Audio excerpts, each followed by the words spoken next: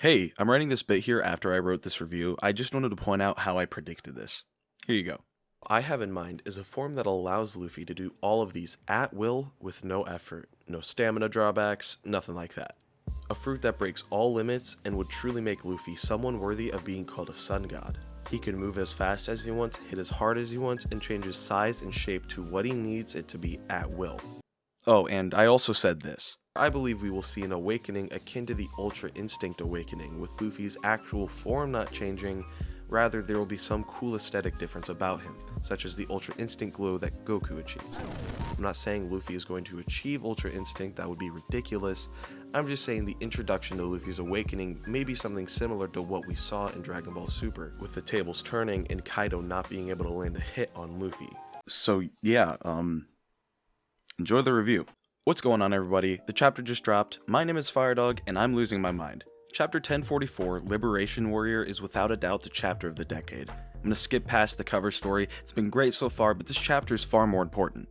We open up with Luffy talking, but we don't see him yet. He wonders to himself why he's able to get up if he lost the fight.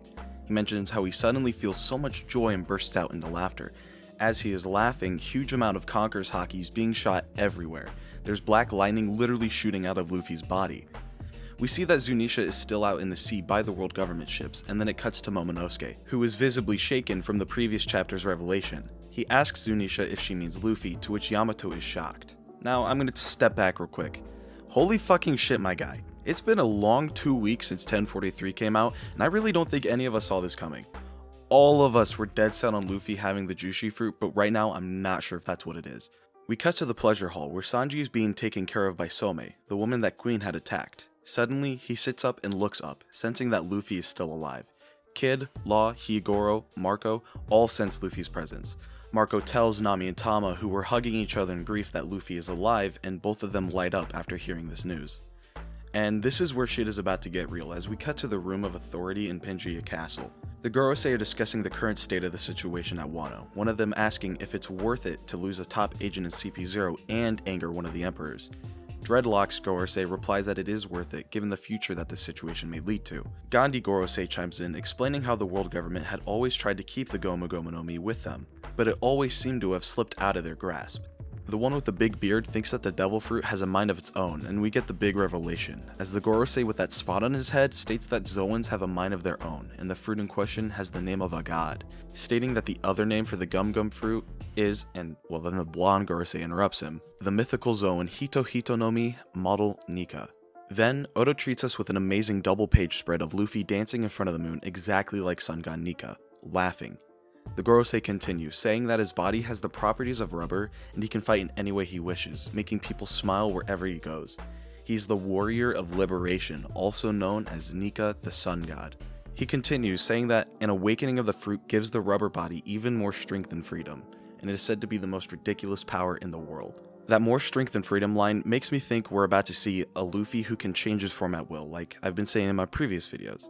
So with this awakening, Luffy will not only be stronger, but also be able to change his form to whatever he needs. I mean, that's insane. We then cut to Hiyori and Orochi claiming to have appreciated Odin and to have been used by Kaido, saying anything to survive at this point. Hiyori berates him for lying, bringing up how he forced Odin to dance in the streets. We even see a flashback with Hiyori and Odin.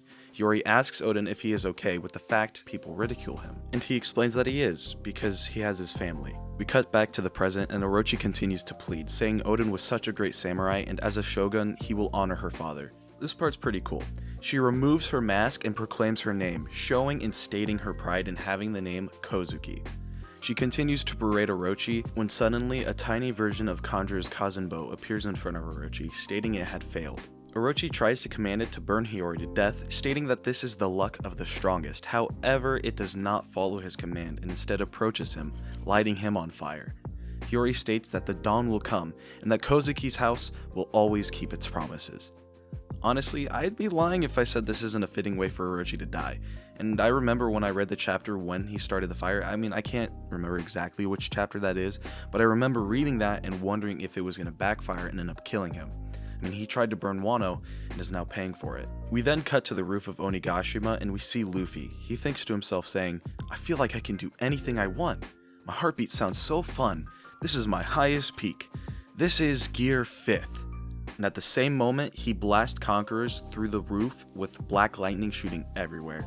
We see some of the beast pirates fall unconscious with the trademark foam in the mouth, and Kaido looks fucking startled. This man is legit scared, yelling, "What's up there on the roof?" And then another absolutely banger double spread, we see Luffy's arms start to reach through the hole in the roof.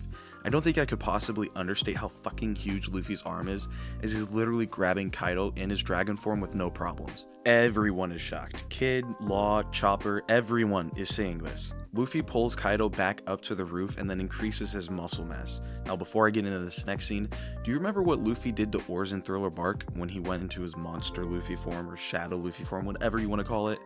Well, Luffy picks Kaido up and spins him around before slamming him back and forth.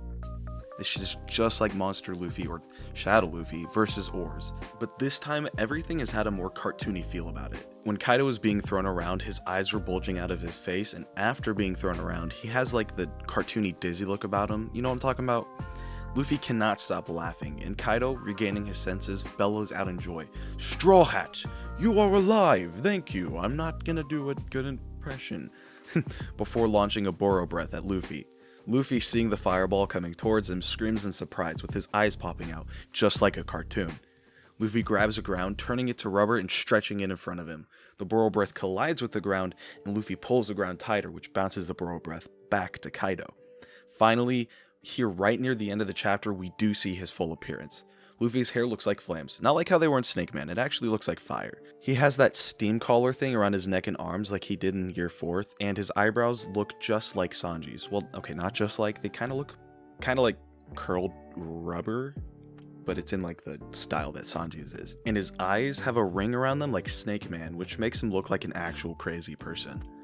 Luffy can't stop laughing still, and as Kaido stands up, we get a pretty cool panel presenting Year 5. Kaido apologizes for how their fight ended earlier, calling himself stupid and that he did not want to win the fight like that. Luffy looks at Kaido with a big ol' smile on his face and says, "Don't mention it. Let's end this." And the chapter ends.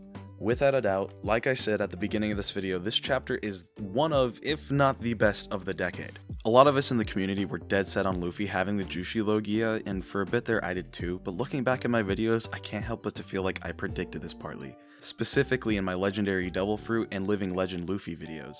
I hope you enjoyed this review. If you did, please leave a like and subscribe if you haven't already, as it's free and you can opt out at any time. Go ahead and leave a comment down below on what you would like to see me do in the future.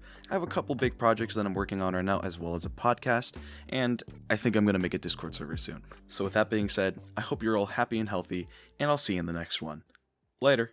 So, what it take to be an icon? All in your desktop, so I just might already be one. Mind me with the label, it feels on the table one sign, but I'm down for a free lunch. Just speaking my heat-seeking missile.